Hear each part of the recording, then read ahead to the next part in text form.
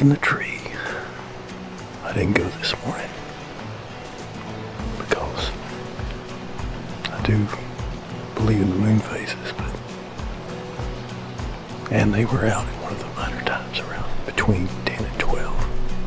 But I had on some things to do. I had to go pick up Eliza's deer from the processor and get her head picked up so I can mount it.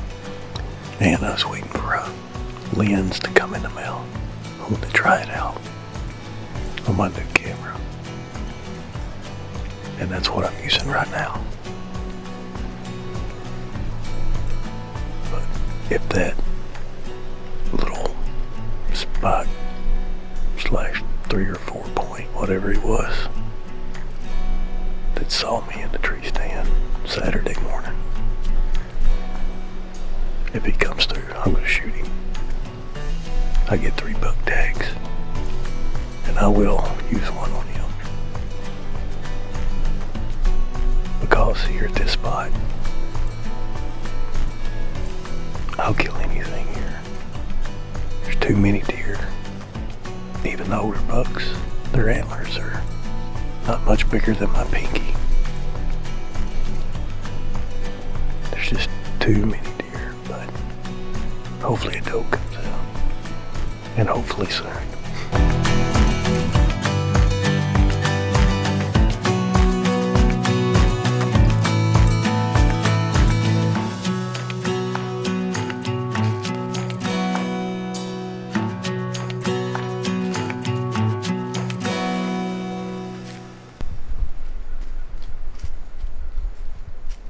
Now the first deer to walk down the trail is this fawn, and it gets a pass.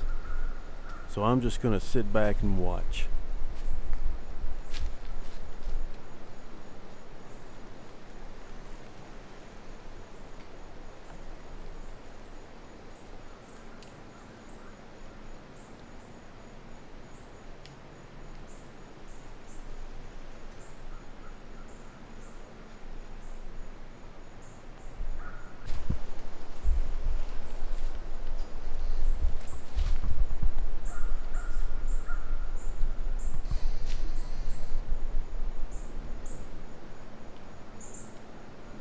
Now while I'm watching this fawn, I hear another deer coming down the trail, and before I could even get the camera on her, she is right up under me.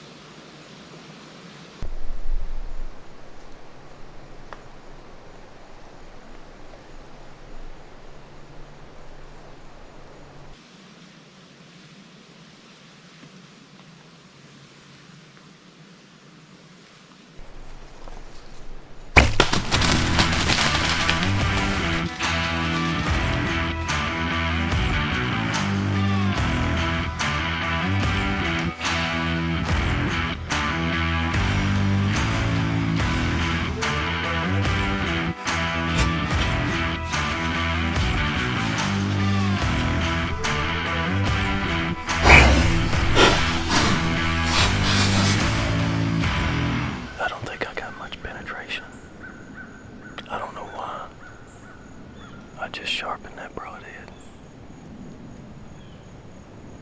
But it did look like a hard shot. So I'm gonna give her a few minutes and go down and see if I can find my arrow, which the arrows are pretty long. They're wood arrows that I made. So I may have got more penetration than I thought. But that deer was poor. I could see every one of her ribs. Too many deer here. Hopefully that'll be my first deer of the year.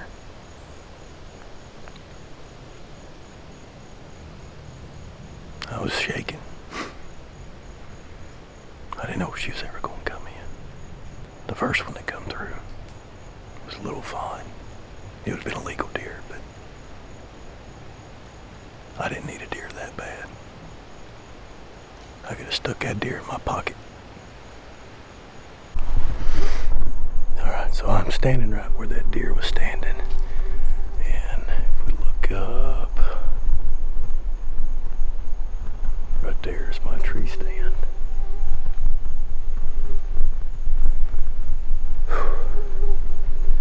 Alright, let's see if I can find a blood trail.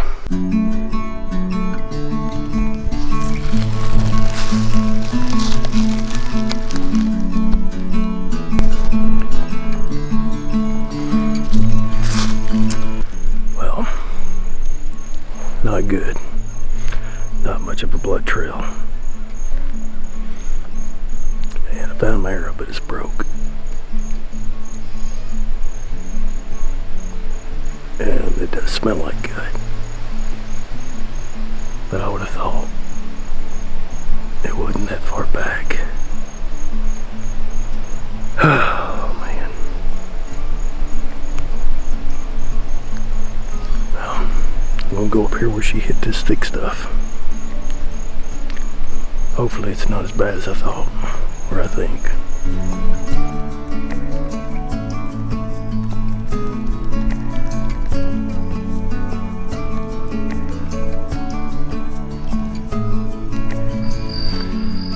Alright, so I'm gonna give this deer some more time. I think I jumped her and I didn't realize it. She had turned back from where she was, and she come down this road. I did get gut, so it just wasn't a great shot. Not as good as I thought it was. Not good at all.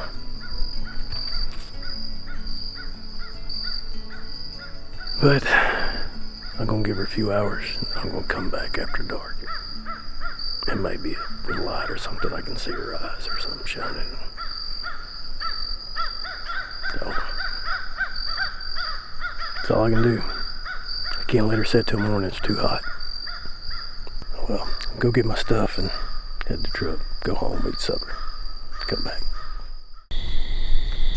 Well, there's a reason it was hard to find her. She jumped right off his bluff.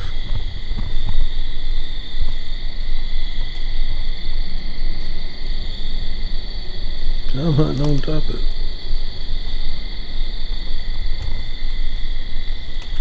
I just happened to come over here and look at it.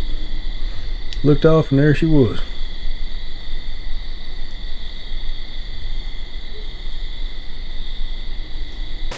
Man, I can't believe she jumped off that bluff.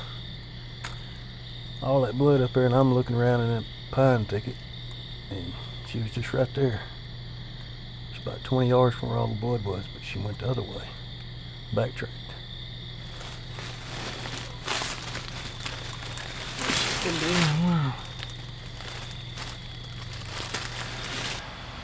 You know, you'd like to make better shots than that, but I mean, I thought that was a great shot, but apparently it wasn't. As you can see, the hole, I don't know if it picks up that. My hand's about 8 inches long. And that hole's 8 inches long. Right behind the shoulder. And it just pushed right in the guts. I shot too low. I think it's just a little back. Just a tad enough. And low enough to get into the gut. But we learn. You should learn something new every time you go out. Now let's go home and get her skin out. Hopefully we can salvage some of this meat.